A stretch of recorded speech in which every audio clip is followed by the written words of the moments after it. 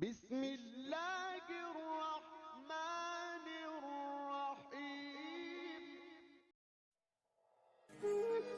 بصرہ کا ایک سردار ہمیشہ اداس اور غمگین رہتا تھا۔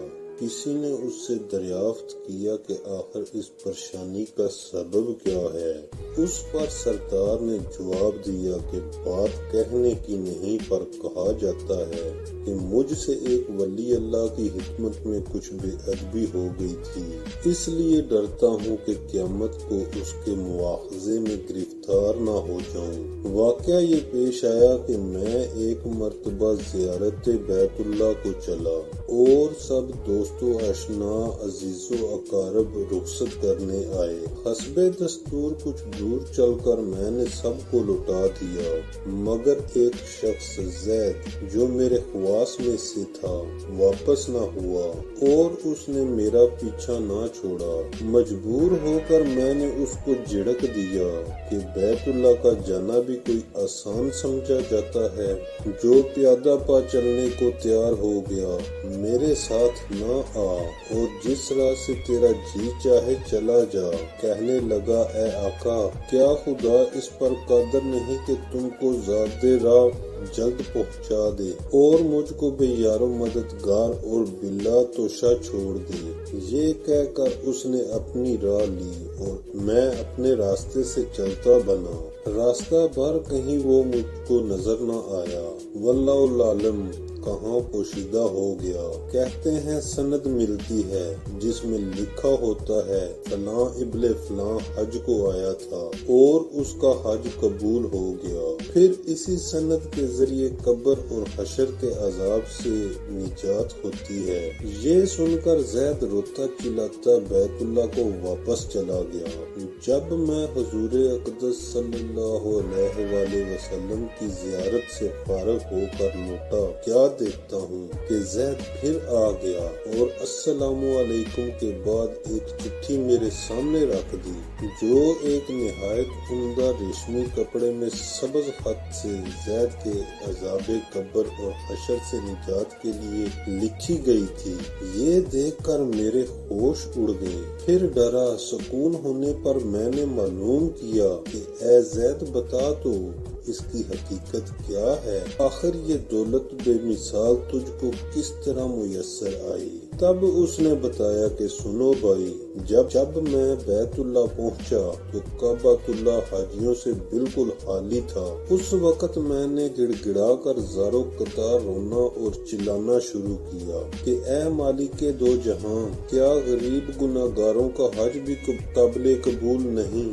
جو مجھ کو حج کی سند نہیں ملی، کیا غریبوں کا کعبہ اور صاحب کعبہ اور ہیں جو وہاں جا کر سند لاؤں؟ مجھ کو قسم ہے تیرے عزت و جلال کی، جب تک چٹھی نہ پاؤں گا کعبہ سے باہر نہ جاؤں گا اور روتے روتے یہی مر جاؤں گا۔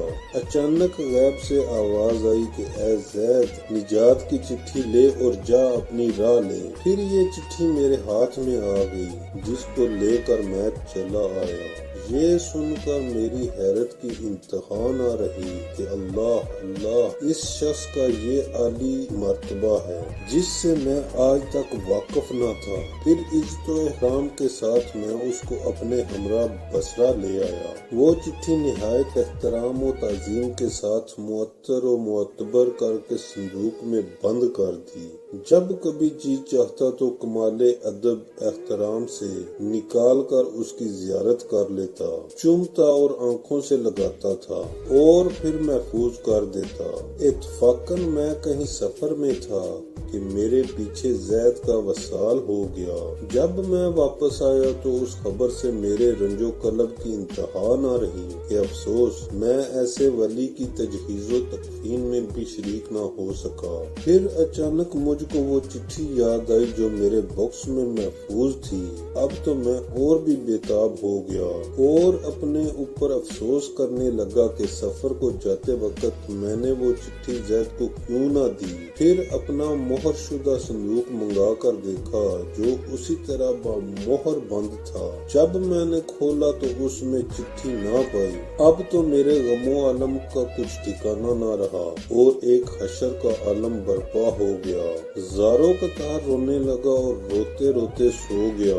क्या देखता हूँ कि तरह तरह की हूरें हैं, जन्नत में जैद सर पर एक ताज रखे हुए, जरको बरक लबास में तख्तो जवाहिर पर जलवा अफरोज है और उसके चारों तरफ हूरों के जुमगटे हैं।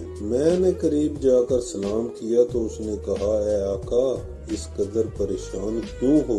मैंने कहा, मुझे याद नहीं वो चिट्ठी मैंने तुझे दे दी थी। कहने लगा, वो तो ये मौजूद है और इसकी बदौलत ये दौलत व हशमत मुझको हासिल हुई। अब आप कुछ तरद्दुत ना कीजिए, मैं अपनी मनमानी मुराद को पहुंच गया हूँ। सुभान अल्लाह, जो अल्लाह का हो जाता है अल्लाह ताला उसकी सब मुरादें पूरी कर देता है।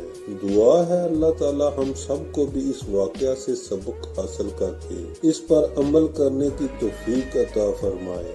आमीन।